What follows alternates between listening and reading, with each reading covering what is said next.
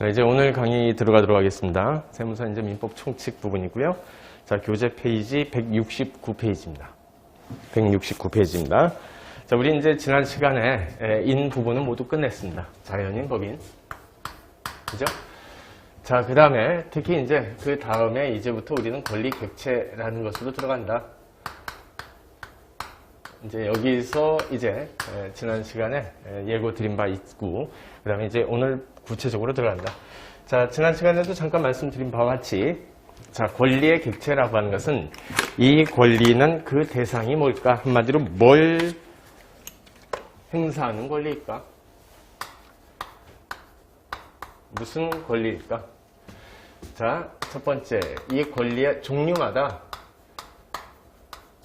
이 권리가 무엇에 대해서 뭘 해달라고 일단 주장을 하는지 그것은 각 다를 거예요.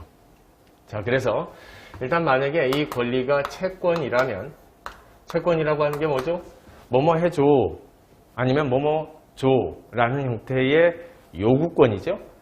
자, 그래서 이때 뭐뭐 해줘 라고 했을 때 뭐뭐 해야 될 그 의무가 상대방 당사자에게 탄생을 하는데, 그래서 우리는 채권의 객체는 급부라고 얘기를 합니다.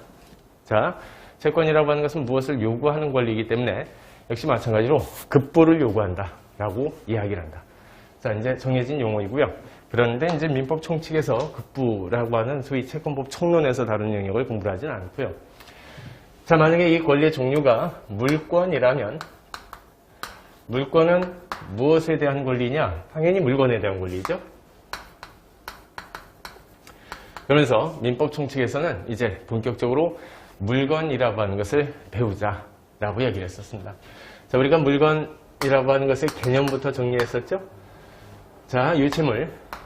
우리 민법 조문 자체는 유체물 및 관리 가능한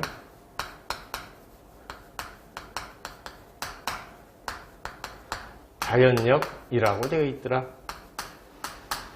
그런데 우리가 이해를 할 때는 이때 관리 가능한이라고 하는 것을 뭐 자연력만 한정하는 것으로 부르진 말고, 자, 이것을 별도로 빼내서 관리 가능한 유체물, 관리 가능한 자연력 이렇게 부르자라고 얘기를 했었습니다. 자, 그리고 이때 유체라고 하는 것은 뭐 우리가 알고 있는 고체, 액체, 기체를 말하는 것이고요. 자, 그래서 고체나 액체, 기체로서 인간이 관리 가능한 것. 두 번째, 자연력은 다른 말로 에너지라고 얘기를 했었죠. 에너지로서 인간이 관리 가능한 것, 이것을 물건이라고 부를 수 있다. 조금 더 구체적으로 얘기하면 이러한 일단 관리 가능한 유체물이나 관리 가능한 자연력으로서, 자, 인간 신체를 기준으로 외계, 즉 바깥의 일부여야 된다. 인간 신체에 해당이 되는 것은 물건이 될 수 없다. 자, 그런데 문제는 그때도 말씀드린 것 같이 여기서 말하는 인간의 신체라고 하는 것이 살아있는 사람의 몸을 말하느냐, 아니면 죽은 사람의 몸도, 즉 사체도 포함될 수 있느냐.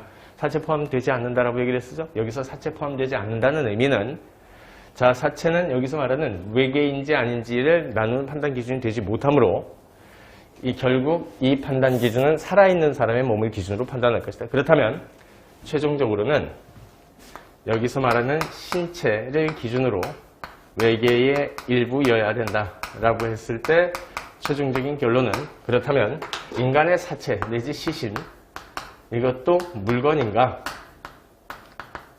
그렇다. 물건이라면 소유자가 있을 텐데 소유권 충분히 존재할 수 있고, 그런데 그러면 소유자가 누구인가? 하지만 사체라고 하는 것은 물건성을 인정을 해서 소유권을 인정할 수 있다 손쳐도 뭐 마음대로 뭐 좀 그건 너무하다. 아셨죠? 자, 그래서 일단 제사 공양의 목적으로만 쓰이는 것이지 그 이외의 영역으로 사용될 수 없다는 점에서 일반적인 물건에 대한 소유권과는 달리 좀 특수하다. 그래서 특수소유권의 객체라고 이름을 붙였었습니다.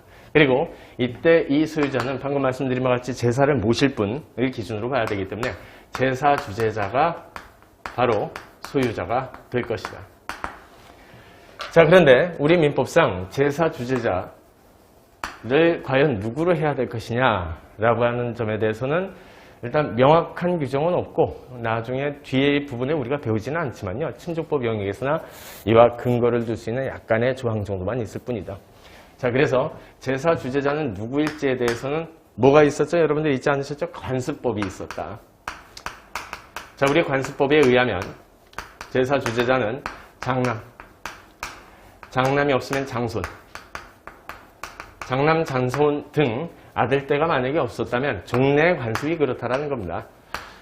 자, 그때의 경우에는 이제 따님도 역시 즉 장녀라고 표현되어 있었죠. 장녀가 제사 주제자가 되는 것이 우리의 종래의 관습법이었었다라고 이야기했었습니다. 자, 그 정도 확인해 뒀었고요. 자, 그래서 물건의 개념 정의를 이와 같이 했었다. 좀 주의해 두실 것은 하늘에 떠있는 해, 달, 별 이런 것은 유체물이기는 하나 인간이 관리할 수 있는 것은 아니다. 그 점에서 물건이라고 취급할 수는 없다.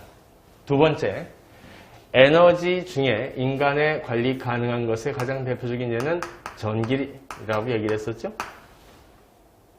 자, 그런 것도 우리가 배웠었습니다. 자, 이것을 이제 우리는 물건의 개념 정의를 했었다고 얘기를 했습니다.